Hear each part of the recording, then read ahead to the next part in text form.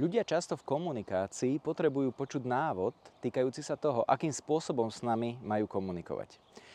Mnohokrát sa totižto stretávame s tým, že druhá strana nevie, ako na naše sťažovanie, trápenie zareagovať.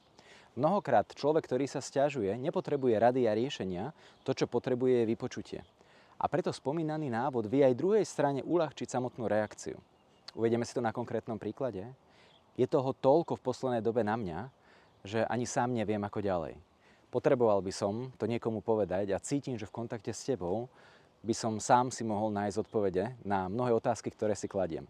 Preto vôbec od teba nepotrebujem žiadne rady a riešenia, iba vypočutie, lebo cítim, že ten kontakt s tebou mi prináša naozaj to, čo potrebujem. Keď ľuďom povieme, čo od nich očakávame, zvýšime pravdepodobnosť, že dosiahneme to, po čom túžime.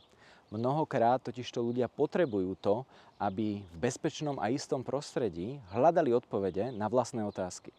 Len ak im do toho budeme skákať, dávať rady, zapájať vlastné príbehy, tak im často znemožňujeme, aby si našli tú odpoveď, ktorá je ich vlastná.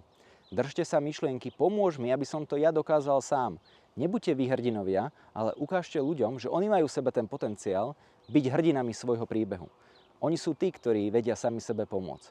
Ak im budete veriť, tak práve toto očakávanie a predstavu toho, že to dokážu, na nich viete reálne aj preniesť. Držím vám v tom palce, no a najmä myslite na to, že ľudia, ktorí majú trápenia, potrebujú ľudí, ktorým tie trápenia vedia deliť. A najlepší spôsob delenia trápenia je použiť uši a nie ústa.